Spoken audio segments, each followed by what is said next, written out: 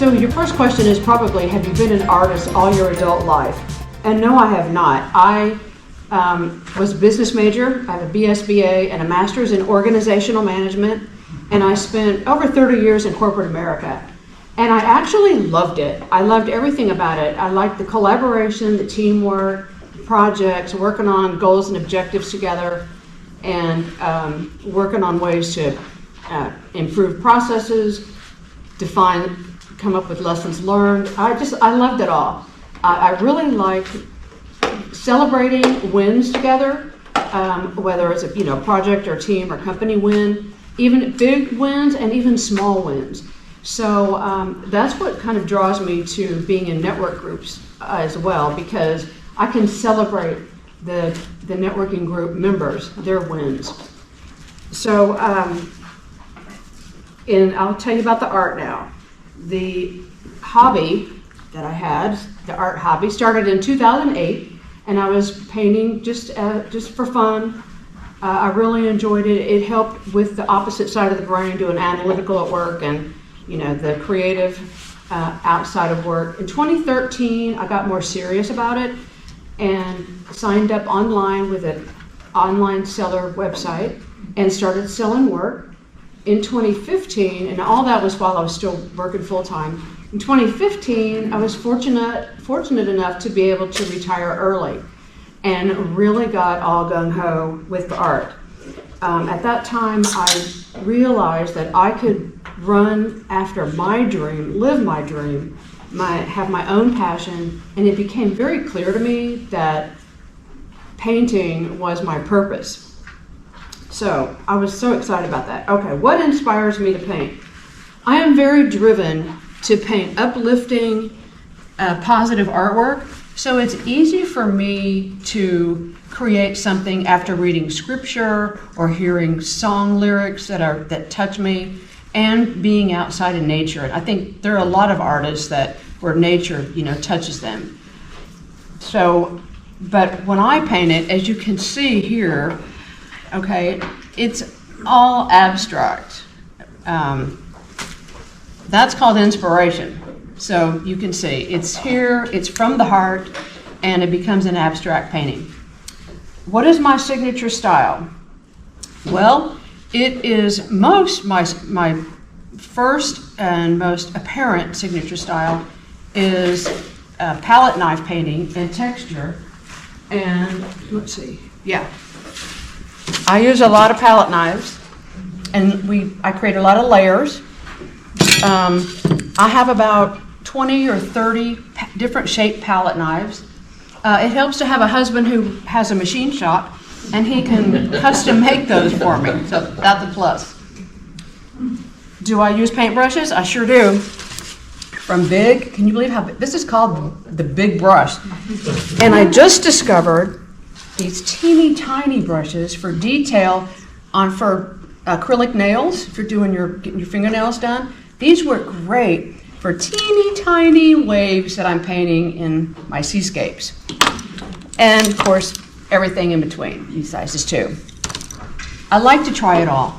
I use kitchen tools. If we get a new kitchen tool, look at him, he's like, yeah, she does. She takes them all to the art studio. Who buys my art? I create a lot of art. 80% of my art sales are New York, New Jersey, and California. First-time buyers and also repeat customers. I consider them all art collectors. I consider everyone who purchases a piece of art from me is an art collector. So, and more recently, my international sales have started. I've sold to London, to Stockholm, Sweden, and a couple of weeks ago, I sold a piece to Hong Kong. I'm hoping that guy has, it's a big place. There's a lot of people there. I hope he's got a lot of friends. Where can you see my art? I have several pieces out here in the lobby of this building. I have artwork up in Venturex on the 3rd floor. That's building 600. And in building 800, I have several pieces on the 3rd floor. And I'm only exhibiting artwork in the 3 Frontier buildings right now. If you'd like to see it, it's best to give me a call, and I'm happy to meet you and take you around. I have 95 pieces hanging around here, so plenty to look at, wide variety. And if you're watching this at all, you can see that it's not the same work over and over because I love trying new things. Okay, so how could art have such a tight grip on me? I look forward to going to the art studio every single day. Of course, advertising, marketing, and admin takes up a significant amount of time with any business. So I really look forward to going out to my art studio and just creating every day. Usually it's in the afternoon. And art enables me to put in a visual form my thoughts, my feelings, and my interpretations of scripture, song lyrics, and the beauty of nature. Okay, we're going to talk about the power of art. The power of art. Art is more than just depictions on canvas. It's the embodiment of emotions, ideas, and narratives from the artist, from the heart of the artist. So I paint from the heart. I can feel it. Sometimes it's the time I start painting, but that's what the artist is doing. It's from their heart. They're putting it into a visual format for the viewer. From primitive cave paintings to modern digital art, art has showcased the power to inform, inspire, provoke, and heal. The significance in art history is in its impact on modern society, and it offers a testament to its enduring power. So we're going to cover here today, in the short version course, the power of art, because there are a lot of different characteristics, things that art does to appeal to the viewer. If you want the long course, it's probably a 2-year course. Okay, we're going to start with emotional resonance. One of the most, can y'all see that? Okay, one of the most direct impacts of art is the way it speaks to our emotions. The most used word to describe Van Gogh's Starry Night is joy. Now, how do you guys, I want to hear you if you want like to respond. How would you guys describe it? Is that an emotional word that you would think of when you see that? Joy? I was kind of surprised about the joy part. But how about mesmerizing, uplifting? Yeah. So with the swirling blue skies and the dancing stars, that seems to really, it's very appealing. Now, when he painted this painting, do you know where he was? In an asylum. He was looking out the window. So his point was, you can be uplifted, you can have a positive painting, even if your circumstances are grim, and that's what he was trying to project. And here's another Van Gogh.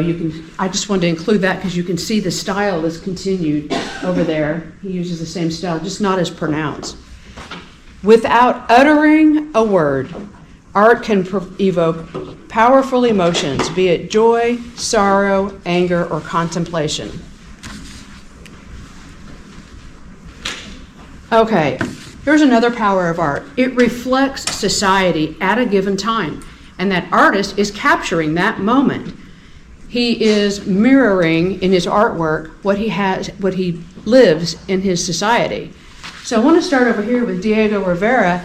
He created murals, and they were beautiful.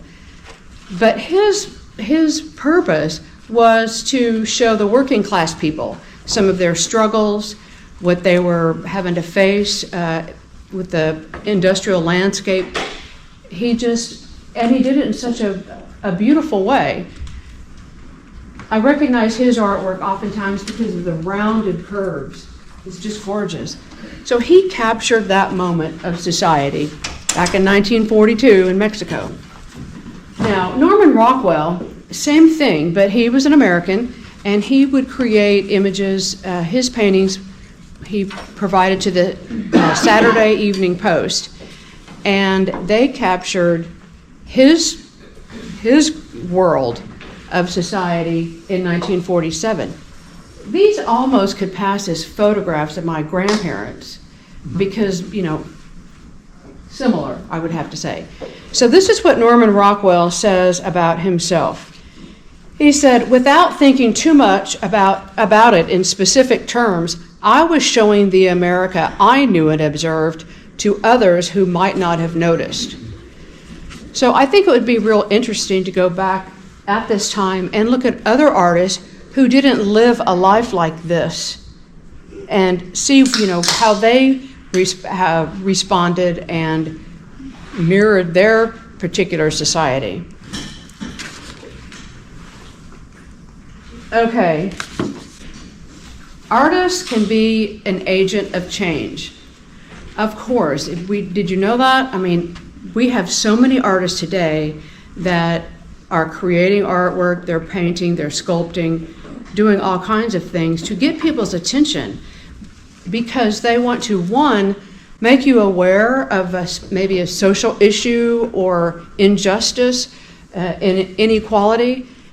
Not only do they just want to make you aware of it, they want to entice you to change and encourage you to help make a change, and sometimes even encourage you to rebel so that the change can be made. So how many of you have heard of Banksy? Okay, especially after his auction where he had a print of this on the wall and it went through a shredder during that was very good publicity stunt. He is an anonymous street artist. He is very popular among a wide range of people. He communicates. Let me back up here so I don't. This is how he is described. He's best known for urban interventions that demonstrate irreverent wit and a biting political edge. And his work helps to raise awareness about changing culture, need for change, and how to change the world. Now, he's a street artist, so that's where you see his work first, on a wall, but he will then paint on paper, make prints, sell those prints. So this first one, this came out in 2020. The little boy has a nurse doll he's holding, and you see in the basket is Spider-Man and Batman. So this little boy has chosen the superhero of the nurse to play with. And it's very fitting. This particular image was, the painting, was donated to a hospital in 2020. This middle picture you probably really recognize. It's called Girl with Balloon, or Balloon Girl. One of the things Banksy does is he might originally draw it like this, but then he'll have several different versions, you'll see. And oftentimes they just have different names. But this particular image is very popular. A lot of people try to describe what Banksy was after. A lot of people have commentary about his drawings and paintings. Most people consider it's a childhood innocence photograph. It looks like she's let go of the balloon, and that the picture means hold on to hope. The balloon means hope. Hold on to hope, even in tough times. Even if things are really bad, hold on to hope. And that's a pretty good message. This last one is called Love is in the Air. It's also referred to as flower power. And it's a powerful anti-war image. Well, when I read that, I didn't really get it at first until I found out that this was originally painted on the West Bank wall. And what he was saying is, this person looks like he's going to throw a bomb, but instead, he's throwing flowers. And so he's really working to promote peace. The next power of art is spiritual resonance. Art's been an avenue for spiritual expression. It can serve as a conduit to higher realms, helping believers and even skeptics find solace, purpose, and a deeper connection. Now, I've included two of my paintings here because my purpose is to share my spiritual feelings and belief visually through my artwork. This is Spirit-Filled, and I actually had another painting I did at the same time called Spirit-Led. I sold that painting to a gentleman in San Francisco. And Spirit-Filled is my depiction from my heart of how I feel filled with the Holy Spirit, because once I gave my life to Jesus Christ, confessed my sins, and was forgiven and committed to Him, I was, filled with the Holy Spirit. And this is how I depict from my heart that feeling. This particular painting, Washed in the River, I still have that one, and it is, and both are abstract, very abstract, right? But this one is the idea of being cleansed, being forgiven of sins, washed of the sins, washed in the river. Very abstract. This one was painted with a palette knife, this exact knife. And this one I have another fluid and flow technique that I used. Okay. Healing power. You've probably heard of art therapy. Art therapy is used to help people through struggles. It's a step. It's a tool. And artists and other people can become certified in art therapy, to where you're able to help an individual take the first steps to understand what's bothering them. So it could be the mere putting down of using a paintbrush and some paint and just putting color, the color that represents the issue. And I'm really oversimplifying at this point. It's very in-depth, right? But it also could be, it doesn't have to be you painting a big painting, because that might cause some anxiety right there if you weren't used to doing it.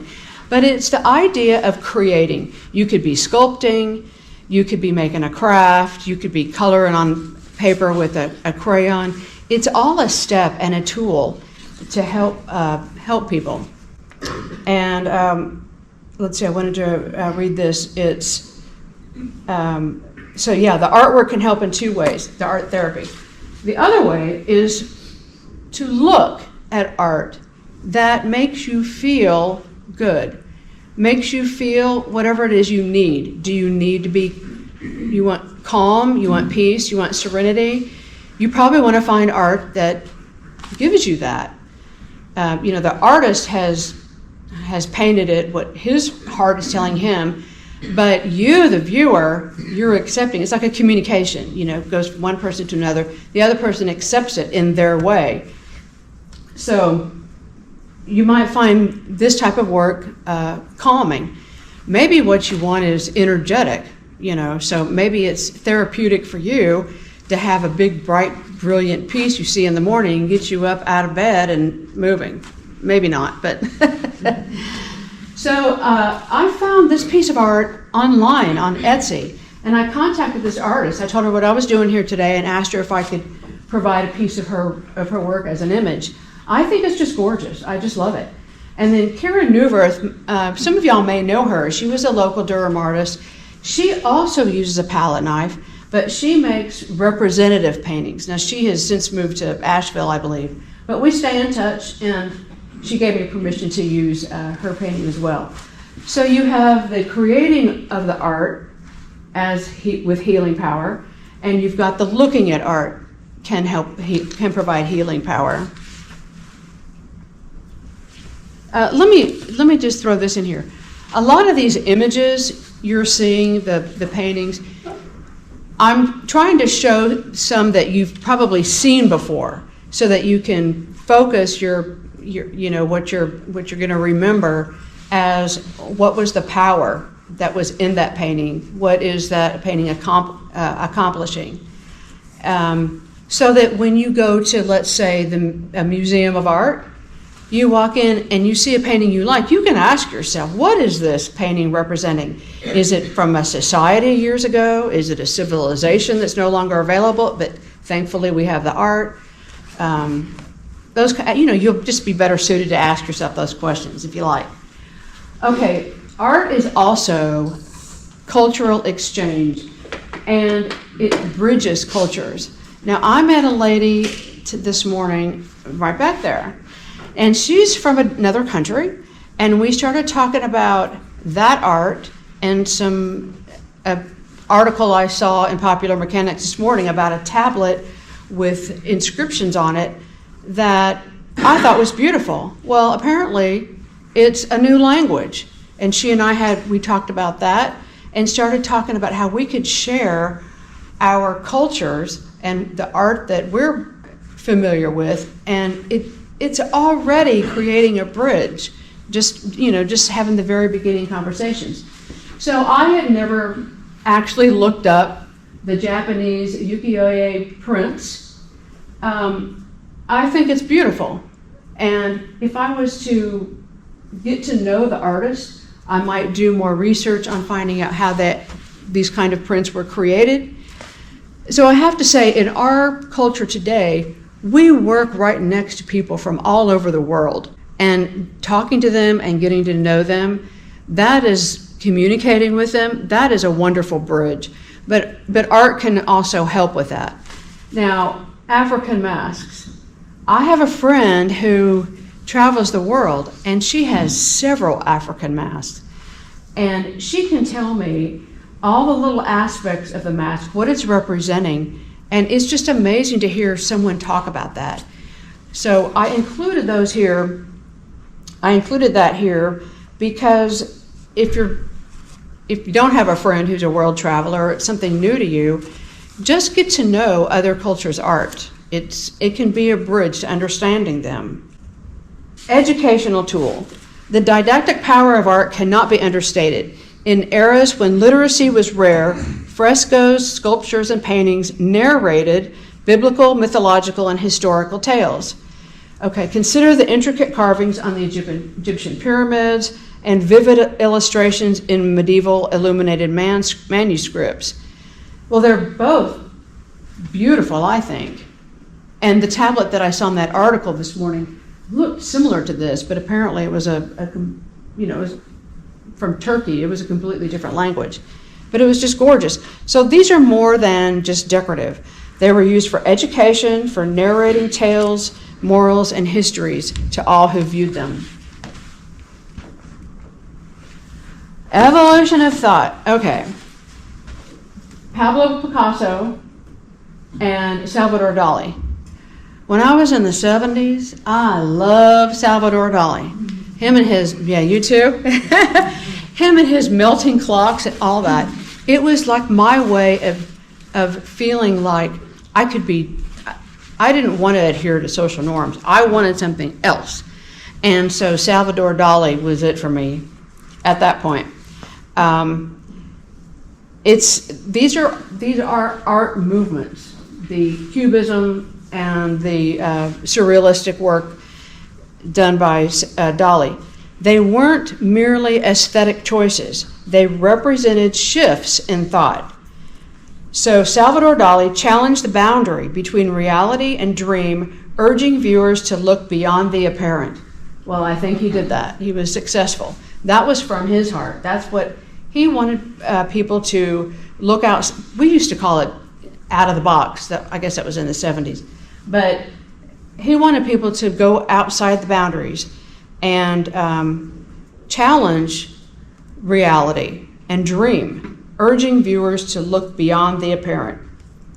So such movements, both the surrealistic and Cubism, which Picasso did a lot of Cubism, they propelled art, they encouraged societies to evolve, reconsider, and redefine their understanding of the world. Source of inspiration. Art is a source of inspiration. What does it inspire? Well, it inspires other art.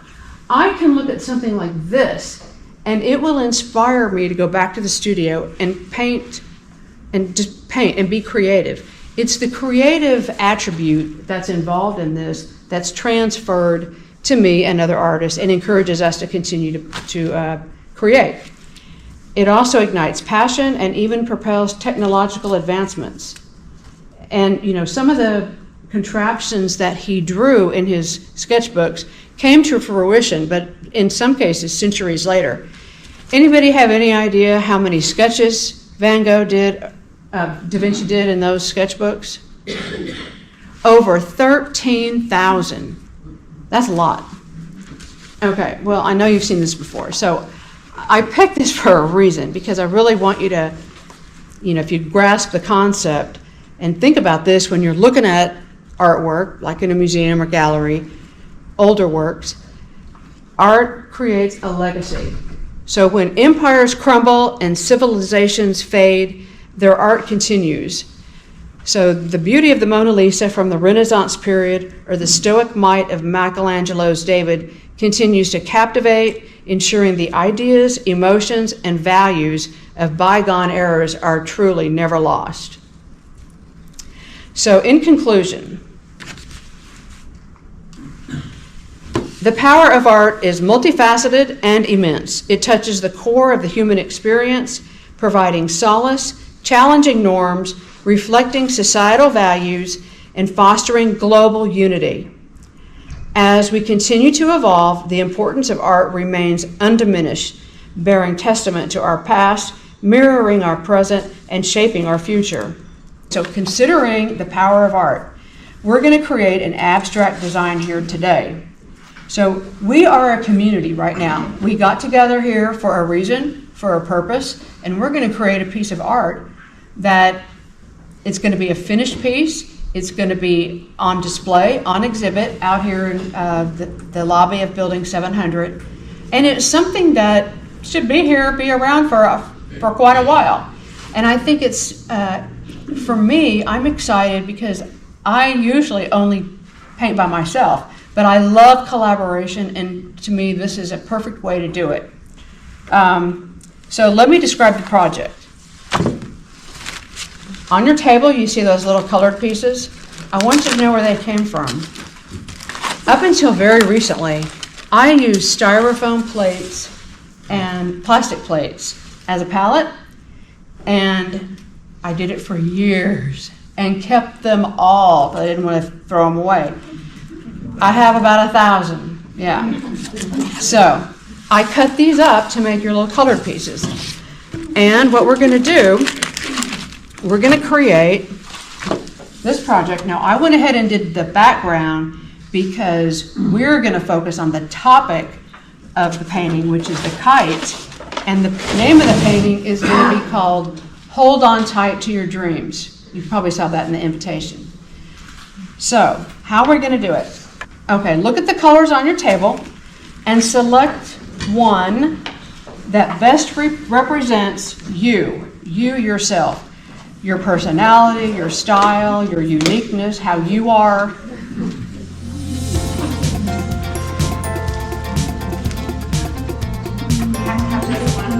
If you absolutely cannot decide between two, go ahead and pick two.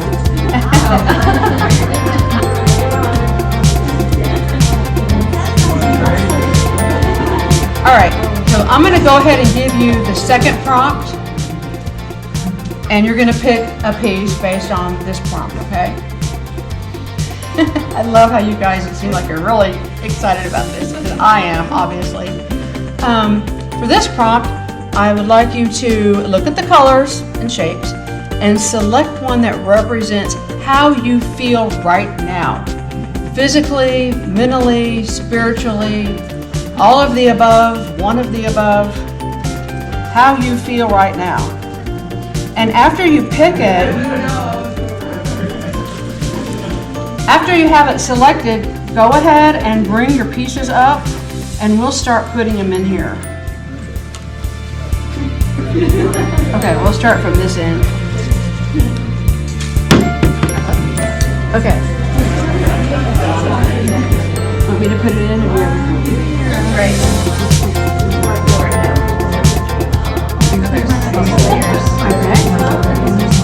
Awesome. Perfect. Oh. Oh, I love that. Black bunny or